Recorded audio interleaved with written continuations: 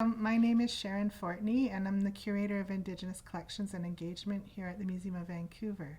And my grandmother was a member of the Tsleil-Waututh Nation, which is a northern Coast Salish community, and my father's family is German. So I came here to the museum because I wanted to help the museum with building stronger relationships with community members and with the host nations in particular. I've worked with the host nations in the past at Musqueam with Squamish Nation and with Tsleil-Waututh as well through previous work here at the museum. And so it's really important to me that people feel welcome at the museum and they want to come here, and that they feel they can access their heritage, which we're responsible for caring for on behalf of the city.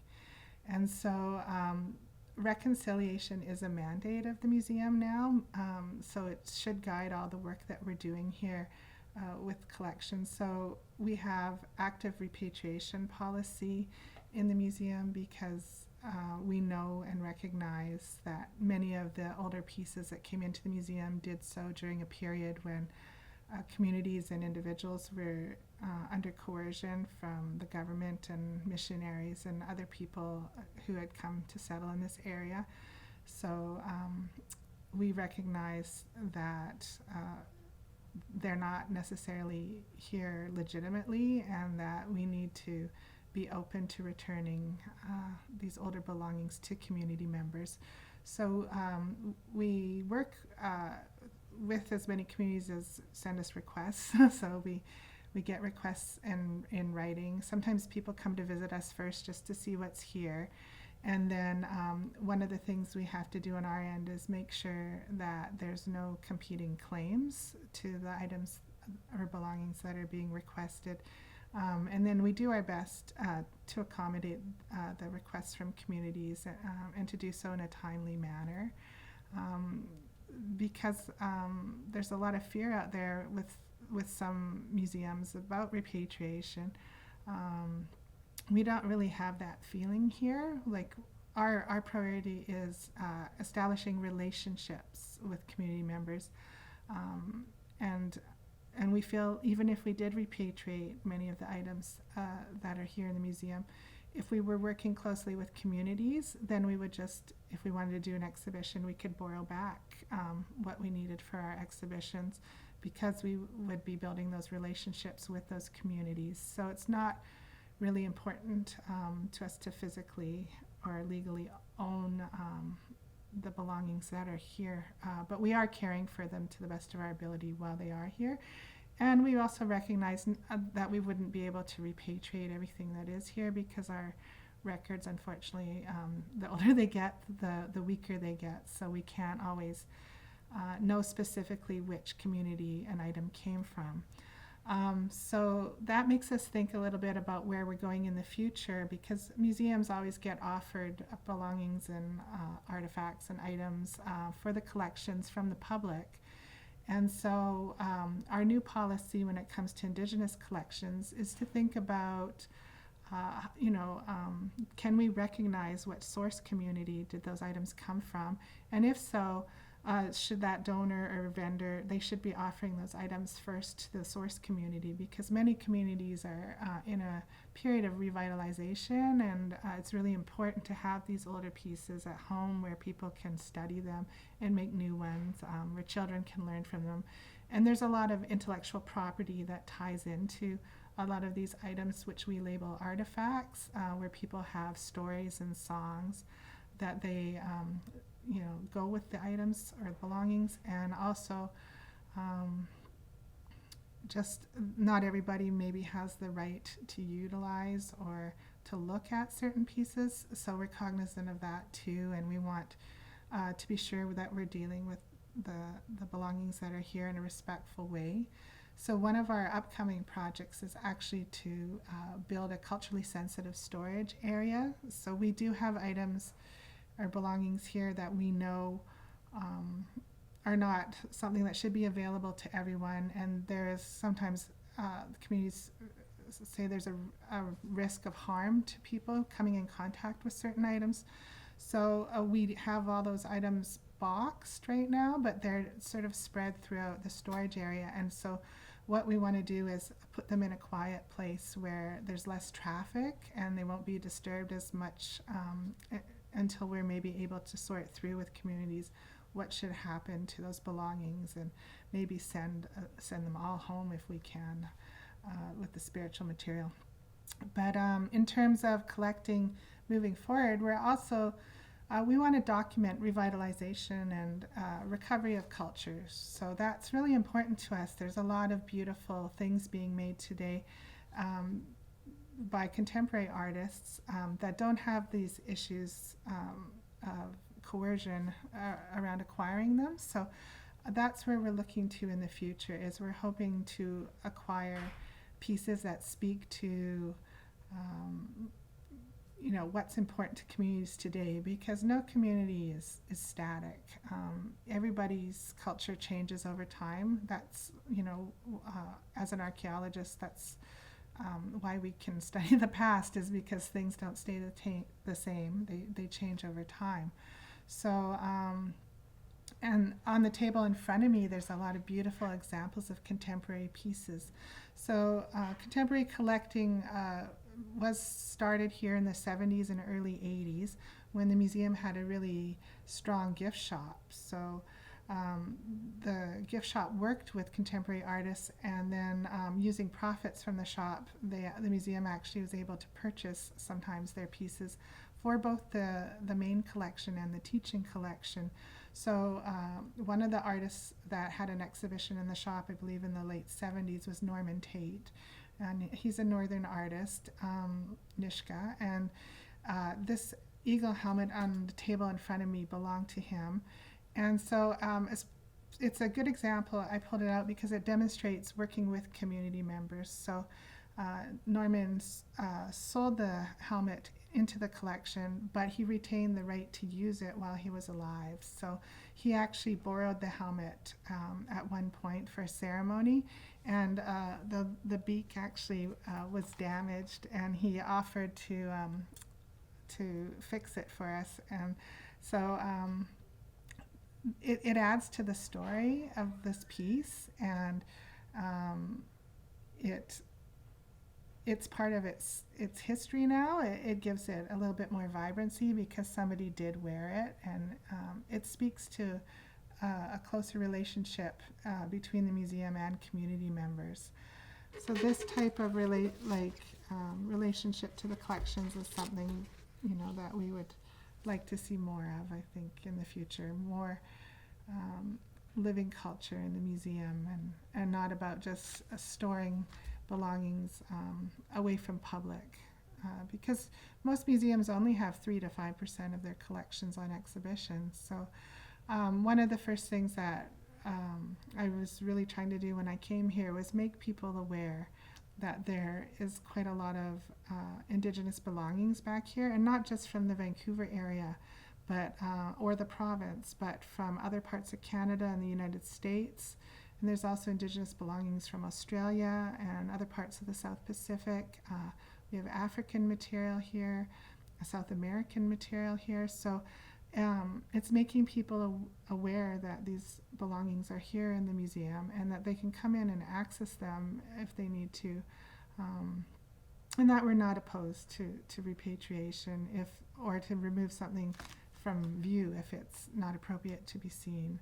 So just really welcoming people into the museum and increasing community access. And another way we do that, or I've been working on doing that, is through the database. We have an online database where you can keyword search for items or search by culture.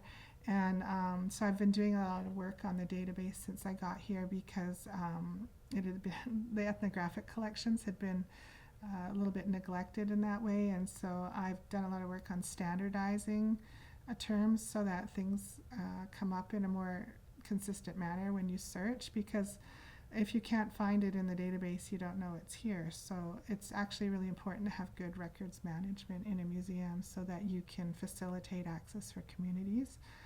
So that's another area where I put a lot of priority as well, is making sure the records are accessible.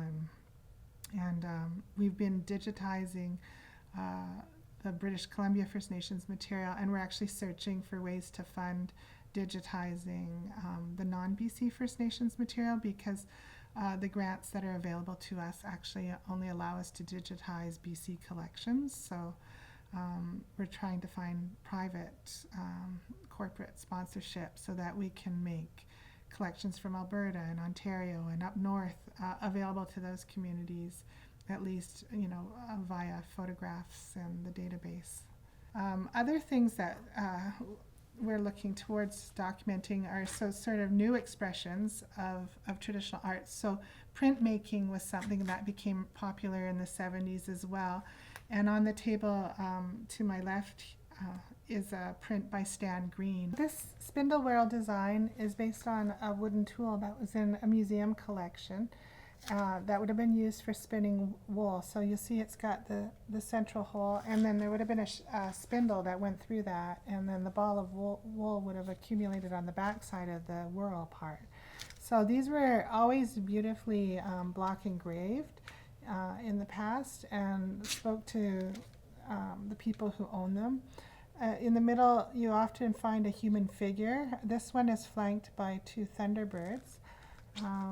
And so often the designs are really interesting looking when it's in spinning, when it's in use as well. So when Coast Salish artists were working towards reclaiming and revitalizing traditional Coast Salish design, spindle whorls and other block engraved items in museum collections were some of the things that they went to study. And you can find these kinds of belongings all over the world. They're not just here in BC. There's stuff back east in New York, in the Denver Art Museum, in Europe. Items made their way into collections all around the world. So people visit different museums to gain access to these older pieces and to study them.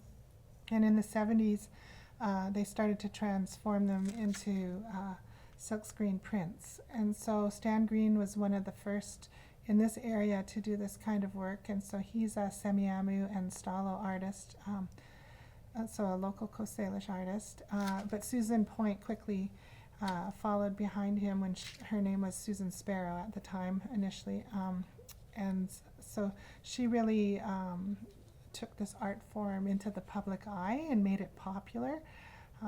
But we're really fortunate to have a couple of these early prints in the collection to show the steps that people were taking to bring this back into the public eye and to get appreciation for what had been a silenced art form in this area.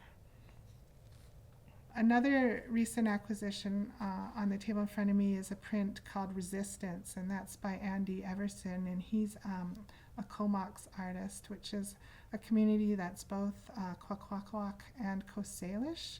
So it's sort of a place where these two communities came together and the people sort of blended, and so it's like a hybrid community of sorts. And so Andy did his university training here in Vancouver, so his story connects to Vancouver, and he's very active in the contemporary art market, and a lot of his artworks actually speak to resistance and protests, and so we thought it would be really nice to get a piece by him that documents these themes, especially since he's doing some really interesting work with Star Wars figures.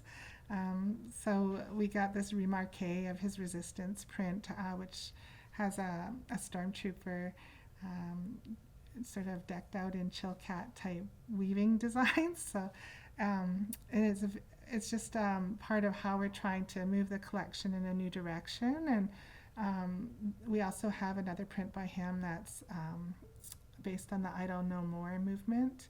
And we're looking to collect other forms of contemporary First Nations protest art down the road in the future as well.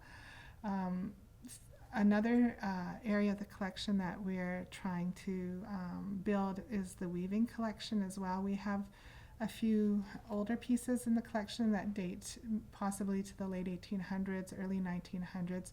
But our records, like I said before, are a little bit vague in those periods. So we know that a couple of those weavings are Squamish weavings, but we're not really sure which ones. And so we're really looking to show the recovery of weaving in our area. So there were 3 local revivals. There was one out in the valley in the Sardis Chilliwack area in the 1960s with the Salish Weavers Guild, which was in operation until the 80s, early 80s, and then weavers out there began to handle their own commissions outside of the guild. But the guild has its own label which it put on its weavings. So we were able to actually find some Salish Weaver Guild weavings in the teaching collection. So we selected the one with the known artist and transferred that into the main collection, but we still need to document the revival weaving that happened at Musqueam in the 1980s, which is really well represented in the Museum of Anthropology collections, because they were able to collect over a decade several weavings a year from the Musqueam community. But that's still an area that's not represented in the MOV collection. And then we have just recently acquired 2 weavings that document the Squamish revival that happened around 2000 with Chief Janis George and her husband Buddy Joseph. And so those were nice for us to acquire because we did so at the xʷməthkվəy language gala, which was a fundraiser for Squamish language revitalization. And so we were able to address what we saw as a need in the collection and also support language revitalization, which we thought was a really nice way to connect with the community and to show our support for things that are important to the host nations.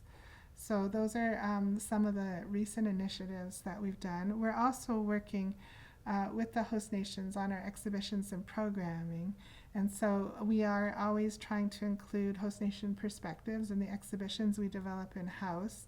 But also the choice is theirs to participate or not participate as well. It really depends, I think, on what the theme of the exhibition is and what else is going on in the communities at the time. But for our permanent exhibitions, it's definitely a priority for us to engage with the host nations on those. And so we will, try to slow our timelines down to make sure that they have an ability to work with us. With the temporary exhibitions, sometimes we maybe only have 1 or 2 of the communities represented. Recent example would be the City on Edge exhibition, where we had Squamish and Tsleil-Waututh participate in selecting content for display and interpreting some of the images that were shown in that exhibition. And also through our partnership with the Simon Fraser University School of Interactive Arts and Technology, sometimes we have undergraduate students working with the museum to create short documentaries that we're able to add into exhibitions like City on Edge and Haida Now. So that's another way we include voice in the projects we're doing. So this is a weaving by Chief Janis George, and she's actually a member of the MOV board representing the Squamish Nation.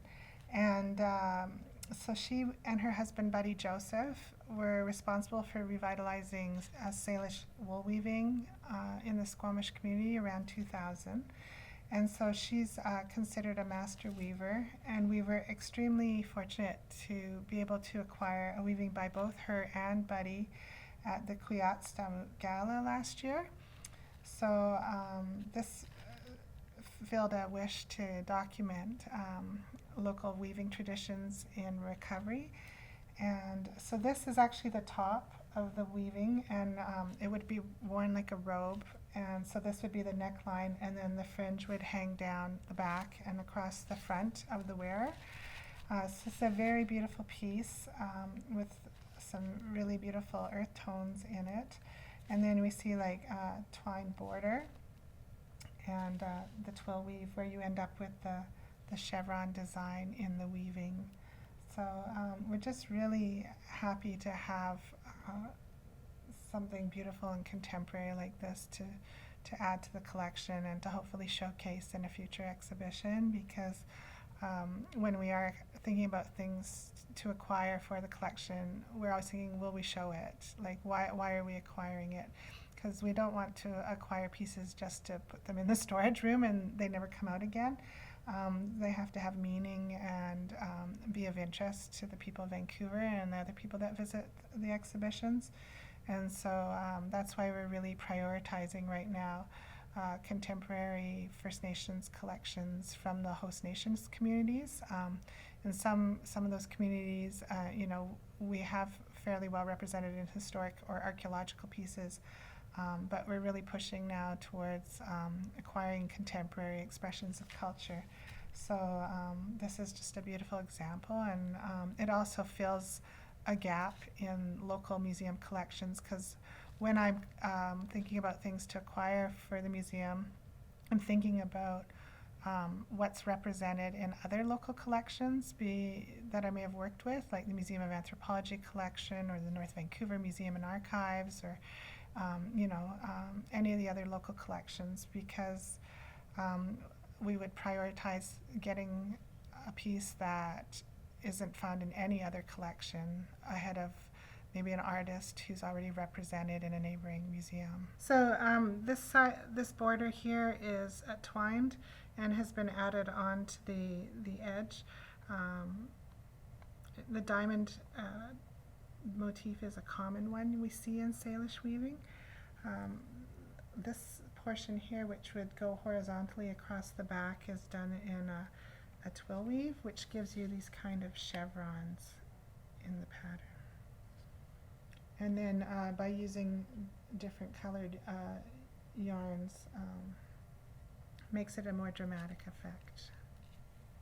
So what I was going to show you was a frontlet, a Tsimshian frontlet that we had a community member in looking at last week. And you'll see it has a caution tag on it. And that's from a recent project that our conservation department undertook to test for harmful substances and pigments in the collections, not just in the ethnographic collection, but in other collections in the museum, just to make a guide for staff on how to handle and work with some of these items. So this milky red pigment has high levels of mercury in it. So that's important to know when we have community members visiting with us, because initially we were like, oh, you don't need to wear gloves, you feel free to handle the belongings if as long as people had clean hands. But now that we know that some of them have toxic substances on them, either from when they were made or just from past work done at the museum to prevent pests, we make sure that they're tagged so that staff and visitors are aware there's a risk, and advise on maybe wearing gloves to study older pieces in the collection now. So that's an important thing to do as we get more and more visits by artists and other community members wanting to see some of these older heritage items in the collection. This is another frontlet, and it was collected during the Vancouver voyages from the Nuu-chah-nulth community of Yuquot, which was a big trading port on the east side of, or on the west side of Vancouver Island, sorry. And so the Nuu-chah-nulth actually controlled access to the ships when they were in the port, and would trade items from their community, but also act as middlemen trading items from other communities. So this would be one of the older ethnographic pieces in the Northwest Coast collections, dating to the 1700s, but one where we wouldn't specifically know the community of origin. Like, we haven't got a definitive on whether it's Nuu-chah-nulth or Kwakwaka'wakw, or some people think Tlingit. So it's a piece where we have a certain amount of provenance, knowing who collected it, but not specifically where it was made. And so this was acquired from an auction in the 1980s for an exhibition that was done by the museum back when they had funds to purchase collections. So we're working on building our capacity to do that, but with a local contemporary focus. One of the things that I always like looking at when I work at different museums is the basketry collections, because my grandmother and my great-grandmother were basket makers. And so in this collection here, I actually found this little basket, which is very similar to the work that was done by my great-grandmother and her sister. So my great-grandmother's name was Annie Chapman, and her sister's name was Jeannie Dominic, and they would make these little lunch baskets. So often in museum collections, baskets are anonymous, and that's just because they were collected as souvenirs. People would buy them in transit. People sometimes also went door to door with baskets, trading them for things they needed. So they may be just like visiting the city and bring a basket with them and trade it to somebody and maybe not see that person again. So often the names of the basket makers are kind of forgotten. So some of the work that I've done previously at the Museum of Anthropology and for other museums is to try and put names on some of these anonymous baskets. And we do that by looking at how they're made and looking at the types of designs that are put on them and comparing them to baskets where we know who the makers were. And sometimes the designs on specific baskets are owned, and so they'll tell you what community they came from or who the family is, because often basketry was passed along family lines. So you would learn from your mom or your grandma, your aunts on either side of your family. So designs moved along like marriage lines and not necessarily were rooted in a specific community. I found this basketry collection really exciting because they actually went out in the 60s and collected baskets as well from basket makers. So there are baskets in the collection from Spuzam and Sliammon and Klahus that were commissioned directly from the basket makers. So we firmly know who made them, which is a really nice thing to see. And also communities we may not see as frequently. The collection right now is stored by function. So all the baskets are together as opposed to being grouped by the community of origin. So here's an example of a basket that would be made by a Coast Salish community south of the border in Washington State. So it's a little bit different looking patterns and the way it's woven, different regional style.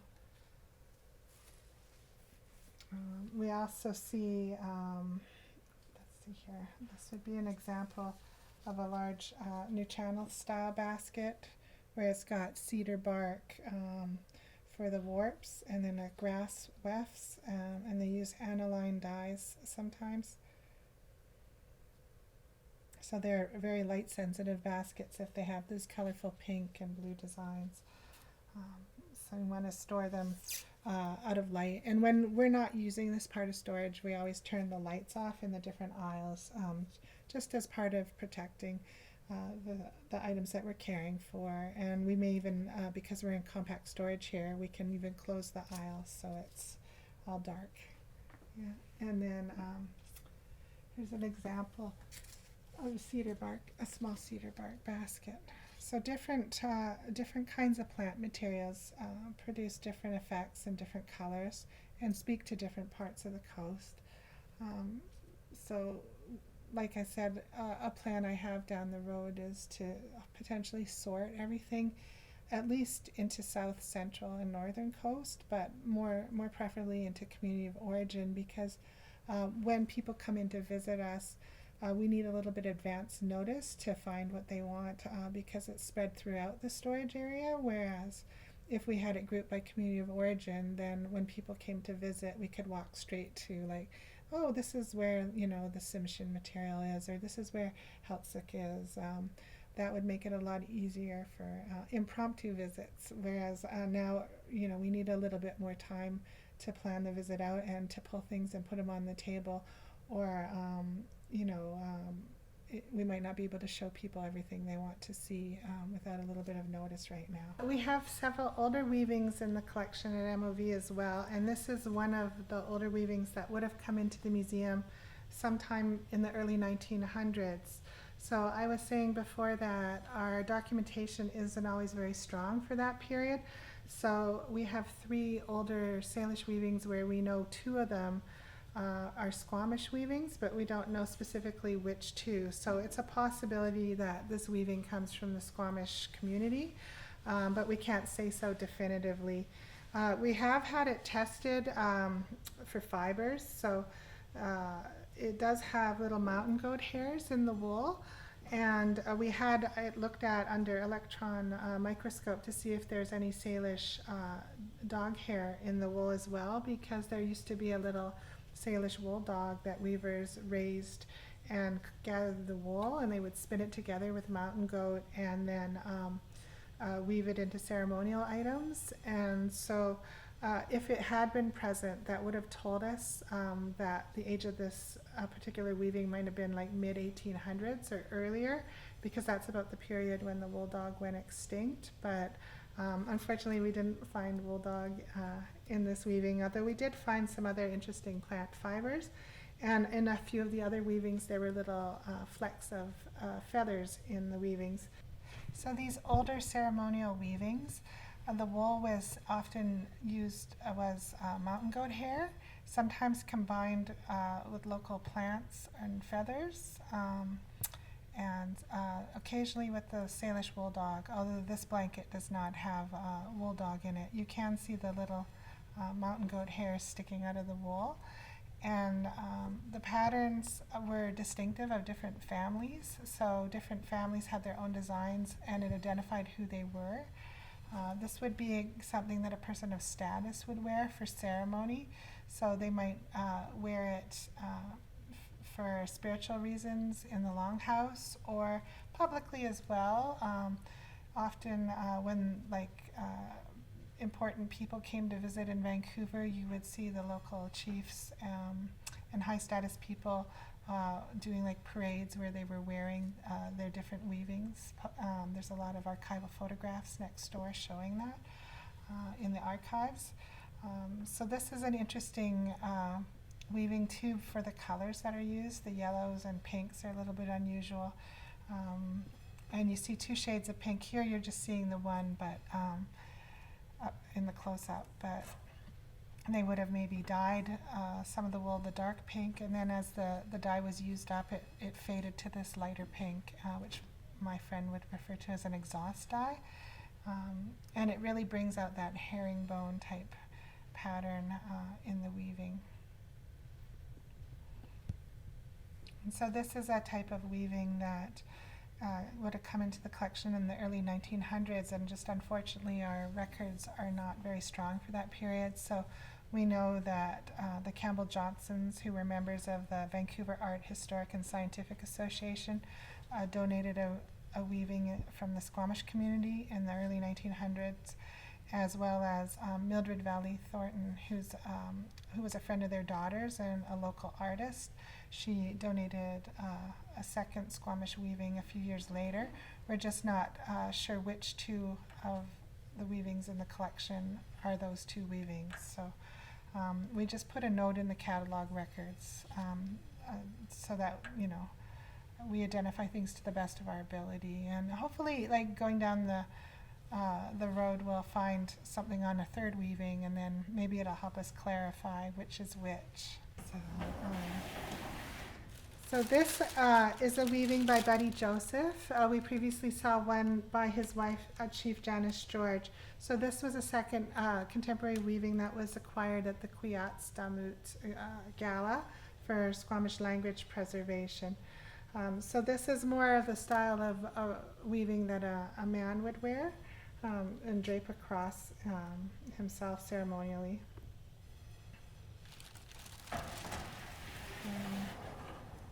This small weaving was made by Harriet Johnny, who was documented by Harlan Smith in the 1920s weaving at her loom. So she was a grandmother to many local people, including Buddy Joseph.